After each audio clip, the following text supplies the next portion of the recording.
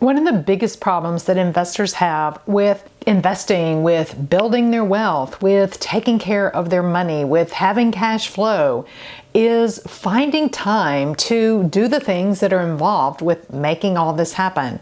This thought led me to create this video with 9 productivity hacks that really help me make money. And the reason they help me make money, some of them are directly related to my investing, but some just free up time so that I can do other things that I want to do that are related to money, which, as you can tell from my channel, I really enjoy talking about money and writing about money and even making money and investing.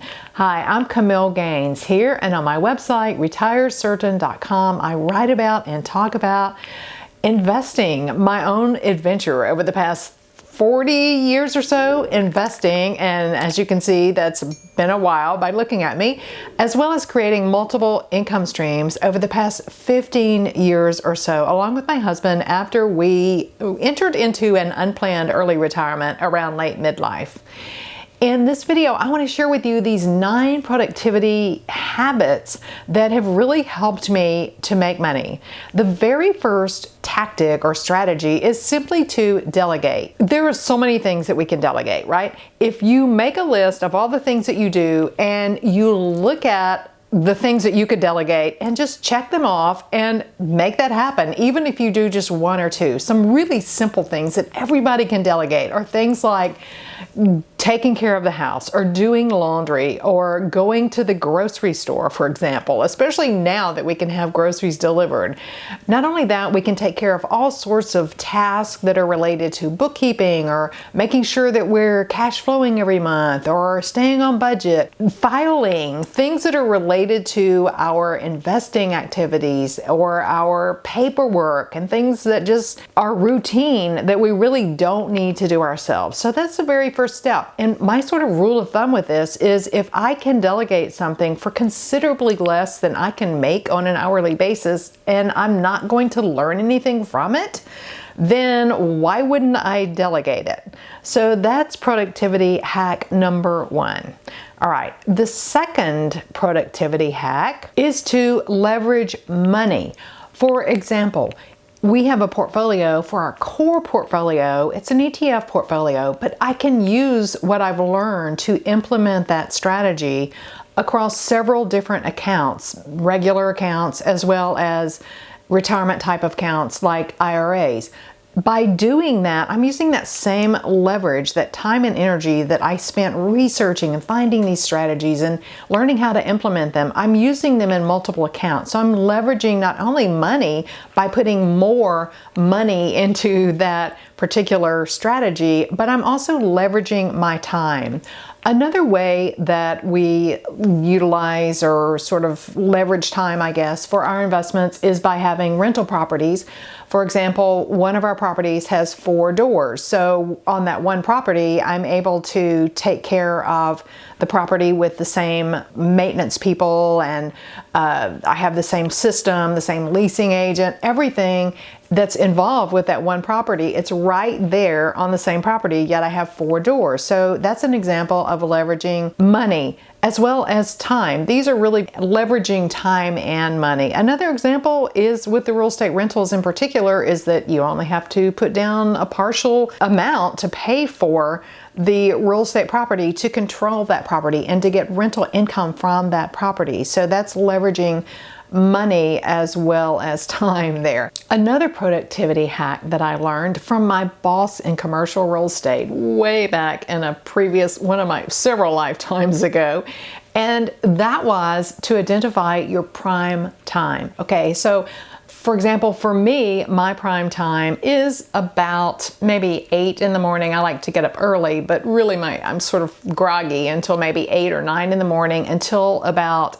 12:30 or 1 o'clock in the afternoon. That's my prime time. I'm the most productive, the things that are the most challenging then. And when that applies to investing, that's things like analyzing investment strategies and being tactical in our investments, figuring out, is this a better use of our capital versus that? Those higher level things that I have to do when it comes to our money. it's best to do those things during my prime time, whereas the things that are more like updating our PLs, I actually don't prepare our business PLs. I have a bookkeeper, but I always need to go in and tweak them a bit and make some changes and then apply what I've learned from that to our taxes and figure out our estimated quarterly taxes and that type of thing. Those are things that I can do that are more routine, that don't really need to be done during my prime time. My girlfriend, on the other hand, likes to go to bed about midnight or 1 o'clock and get up about 9 or 10. Her prime time is in the evening, and I am just trashed in the evening. I just want to sit down, relax, watch a movie, and kick back. So what's your prime time? When can you get the most done? What's your time of day? And when you utilize that prime time, you can be much more productive. You can get a lot more done, but you can also just do a much better job on it. All right. The next productivity hack may surprise you, and that's simply to get enough sleep.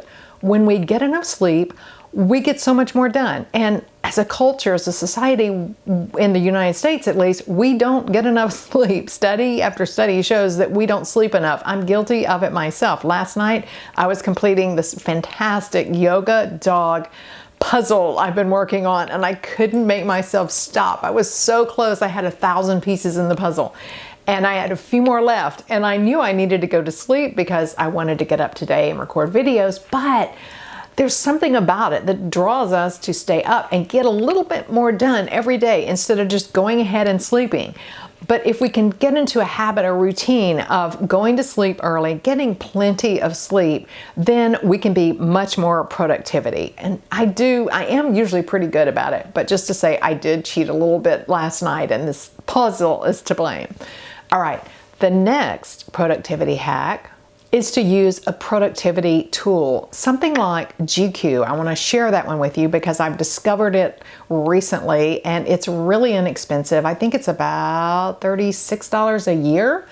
And you can put your task in Gque, and you can organize it by project, and you can also sync it with both your email and your calendar. So when something comes in an email that you need to do, you can just right there click and add that to your Gque, and then you can also schedule it on your calendar to get it done. It's brilliant, and it's very, very low cost, and it's easy. I'm not a techie person. I do a lot of technology stuff because, well, I have an online business, well, more than one online business, but I'm not techie, and this is not techie. It's easy to use. It's very cheap. Gque. Check it out.